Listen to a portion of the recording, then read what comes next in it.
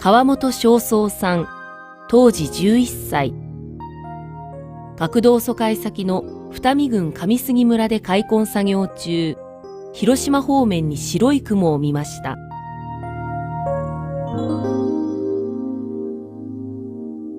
8月の6日の朝もね、開墾作業してたんです。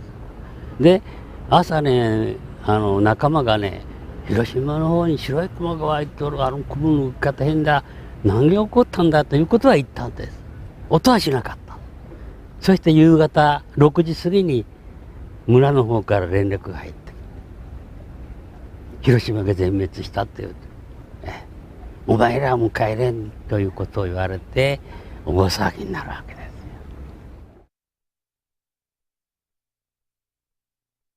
あくる日からね、一応その家族の方が迎えに来るんですよ。兄弟かとかね。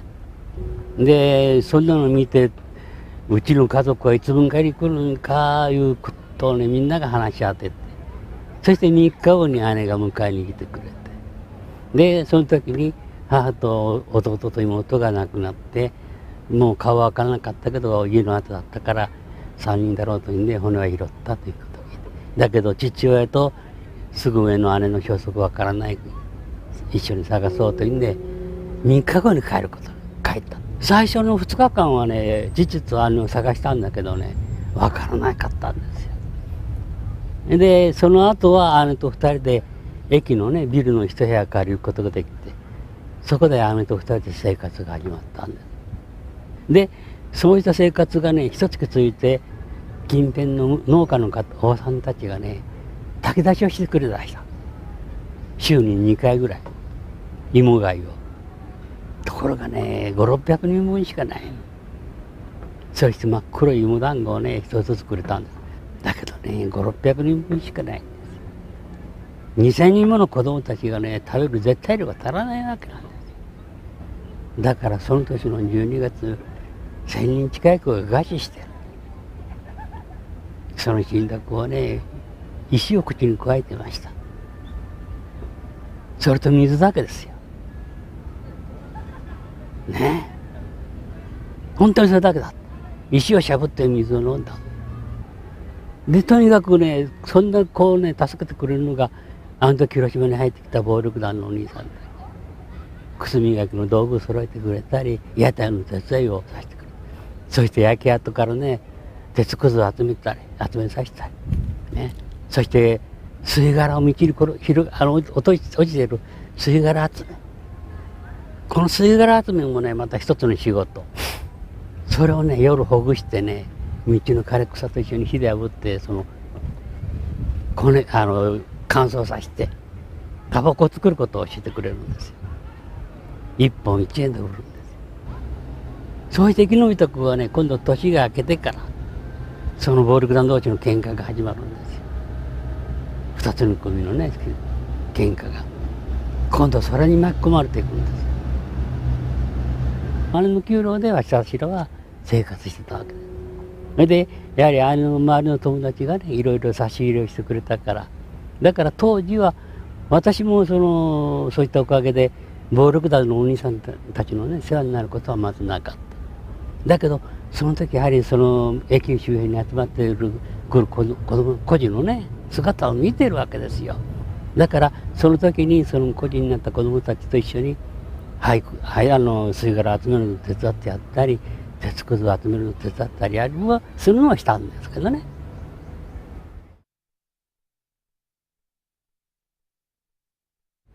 あの時孤児になった子供たち好きで孤児になったんじゃないんだよ、ね、彼らも戦争の犠牲者だし、行けたことに行けられなかった子もいる。だけど行方不明で片付けられている。みんな知らないけどそんな子もいるんだぞっていうことをね知ってもらいたいから話すことに決めた。そしたらね、帰ってこいと声かけてくれた仲間が反対しだした。やめてくれって言い出した。なぜって言ったら、お前は一人じゃいいだろ。私はもう最初に結婚断られて、もう二度と嫌な思いしたくないから一人。家族がいません。だけど他の者はみんな家族がいる。子供がおる。わしら自分の子にあの時どのようにして生きてきたかということを話したことはない。話せないんだ。なぜ？とにかくあの時9歳、10歳の子がね、生きるためにはね、周りはもうみんな敵だったんだ。助けてくれる者は一人もいないんです。生きるためにはね、もうとにかく誰でもよかった。食べ物を持っている者を見つけると、そいつを倒して、そいつの持っているものを奪って生きてきた。そうしないと生きられなかった。今生きているというのはね、あの時誰かを傷つけて、そして相手がひょっとしたら亡くなっているかもわかんない。憎くて相手を傷つけたんじゃないんだよ。生きるために仕方なしにやってきてる。今生きているというのは、とにかくあの時そういったひどいことをしてきているおかげなんだ。証拠なんだ。黙っとればわからない。傷一つないんだから。ね、だから自分らの子供は普通の家族だと思っている。普通の親だと思っている。それをお前がここでそういった話をしてそれを聞いたら、今度子供が苦しむじゃねえ。あの時お父さん、うちの父さんお母さんはあんなひどいことをしてきたのかと。うちのお父さんお母さん被爆者だ。ねえ、病気になったら親父のせいだ。ね、そう言って今度子供が苦しむからやめてくれって言うんですよ。そういったこう仲間もいるんですよ。60年経とうが70年経とうが、わしらには時効はない。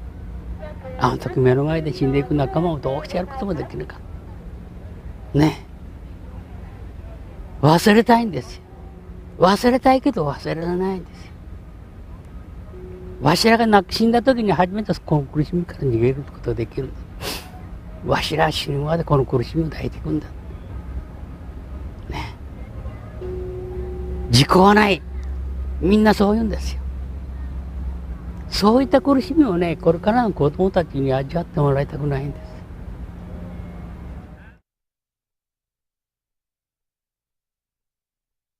当時もう遊び物、遊び道具がなくてね、母親がこうして紙飛行機を作ってくれて、これがね、私の頭の中に残っていたから、これにね、この広島にたくさんの子供たちが鶴を持ってきてくれている。みんな広島の子供たちに祈りを込めて届けてくれている。この森鶴も何か飛ばしてやりたい。ね、この広島の空、いろんなところで飛びたいだろうな。あの時広島に亡くなった子供たちももっともっと遊びたかった。ね、勉強したかった。そういった亡くなった広島の子供たちの願いと、届けてくれたこの森鶴の願いが重なって、なんとか一緒に遊ぶ方法はないかなということを思いついて、じゃあこの紙飛行機に折り鶴を乗せて、鶴を持ってきた子供たちに持って帰ってもらおうと。そして広島の子供たちの願いだということを伝えて、広島の子供たちにできなかった分をそれぞれのところに持って帰って一緒に遊んでもらいたい。そして広島で亡くなった子供たちの分まで頑張ってもらいたい。ね、これをひょっとしたらできるかなという思いでこれ作ったんです。ね、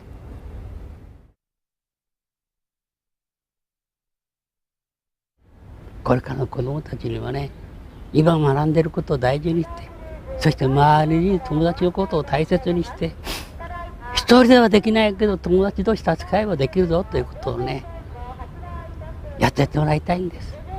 私もね、友達がいたからこうして今こうして皆さんの前に立つことができて、ね、友達というもののありがたさ、ね、これを大切にして、まずその友達同士が信頼し合う、助け合うためには、中心になる自分が信頼される人でなくちゃいけない。